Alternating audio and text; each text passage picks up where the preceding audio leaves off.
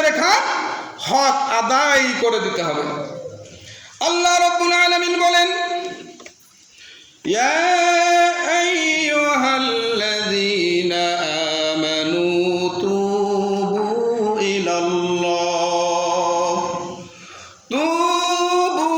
ইলাল্লাহি তাওবাতান নাসুহা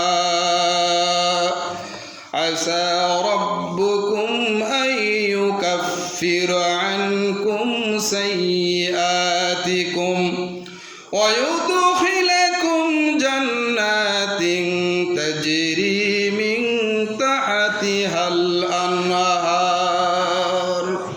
রব্বুল আলামিন ঈমানদারকে ডাক দিয়ে বলতেছেন, ও আমার ঈমানদারেরা, তোমরা যদি কোনো পাপ করে থাকো, অন্যায় করে থাকো, অশ্লীল কাজ করে থাকো, গুনাহের কাজ করে থাকো, আর এই গুনাহ করার পর যদি তোমরা আমার কাছে তওবা করো, এরকম কথা দিতে পারো, ওয়াদা দিতে পারো যে রব্বুল আলামিন বুঝি নাই নফসের খায়েশে শয়তানের ওয়াসওয়াসায় পড়ে বয়সের তাসিরে গুনাহ করেছি, জিনা করেছি, অন্যায় করেছি, জুলুম করেছি, অন্যায় করেছি, রব্বুল আলামিন অনেক গুনাহ করেছি, গুনাহ করতে করতে জীবনটাকে শেষ করে ফেলেছি, এরকম পরিশুদ্ধ আত্মা নিয়ে, খাঁটি হৃদয় নিয়ে যদি তোমরা আমার কাছে তওবা করতে পারো, আল্লাহ রাব্বুল আলামিন বলেন, আসা রাব্বুকুম আইয়ুকাফিরা সাইয়্যাতিকুম, তোমরা আশা করতে পারো আমি রব্বুল আলামিন তোমাদের জীবনের সমস্ত গুনাহগুলি মাফ করে দিয়ে দেব।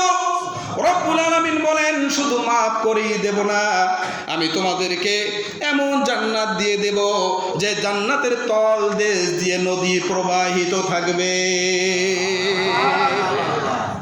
সেই জান্নাতে যেতে মন চায় তো ইনশাআল্লাহ।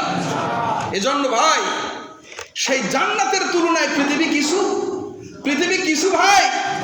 আরে ভাই, এরকম একটা দুইটা পৃথিবী না, হাজার হাজার পৃথিবী যদি আপনি বিক্রি করে দেন, জান্নাতের একটা ইটেরও দাম হবে না। হবে নাকি? হবে? জান্নাতের একটা ইটেরও দাম হবে না ভাই। সেই জান্নাত আমি অনেকবার বলেছি, আজকেও বলি, মুমিনের সফলতা এবং বিফলতা দুনিয়ার মধ্যে নয়। এই দুনিয়ার সফলতা এবং বিফলতা এটা কিচ্ছু না। আপনি এসছেন, চলে যাবেন, কিন্তু যখন চলে যাবেন পরকালীন জীবন শুরু হবে, আর কখনো শেষ হবে কি? অনন্ত অনাদিকাল ব্যাপী পরকালে থাকতে হবে। সেই জীবনের জন্য কিছু করতে হবে কিনা বলেন? হবে না? দুনিয়াতে বিল্ডিং বানান 5 তলা 10 তলা, আর ইঞ্জিনিয়ারের কাছে যান, হ্যাঁ ইঞ্জিনিয়ারের কাছে যান না, আপনার সিভিল ইঞ্জিনিয়ার যারা, যে ভাই আমার বিল্ডিংটা কিন্তু 300 বছর লাস্টিং পাওয়ার হওয়া লাগবে। রড যদি বাংলাদেশে না থাকে, যদি লন্ডন থেকে আনা লাগে তাও আনো, বিল্ডিং যেন 300 বছর লাস্টিং হয়। এরকম লোক আমাদের দেশে আছে না নাই বলেন? আছে না? আচ্ছা, যখন সে বিল্ডিং করে তার তখন বয়স কত? 50-এর ওপরে, কি বলেন? কিংবা রিটায়ার্ড হওয়ার পরে, এরকম না? 40-এর পরে তো অবশ্যই। এই যে 40-এর পরে বা 50-এর বসে 300 বছরের গ্যারান্টি দিয়ে বিল্ডিং বানালো, আপনারা বুদ্ধি করে বলুন তো আর কতদিন সেই বিল্ডিংয়ে থাকবে? আপনাদের সমাজে এখন কি 100 বছরের লোক আছে? একটাও নাই ভাই। আছে? এই যে ওনার নাকি দাদি আছে, আমার সমাজে 100 বছরের লোক একটিও আমি খুঁজে পেলাম না। আর আমাদের যেটা এখন খাদ্যমান, আমাদের যে চলাফেরা লাইফস্টাইল, হ্যাঁ, আমরা 80 বছর টিকবো কিনা সন্দেহ আছে। 40 পেরোলেই পেটার দাঁত পড়ে, দৃষ্টিশক্তি কমে যায়, ফির ডায়াবেটিস, ডায়রিয়া, একেবারে নানাবিধ অসুখ আমাদের, কি বলেন?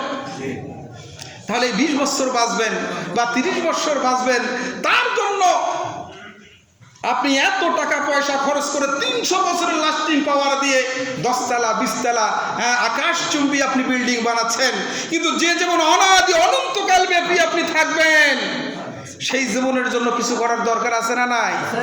দরকার আছে না নাই? ওই ব্যক্তির চেয়ে বুদ্ধিমান কে হতে পারে যে দুনিয়ার বিনিময়ে আখিরাতকে খরিদ করে নিয়েছে?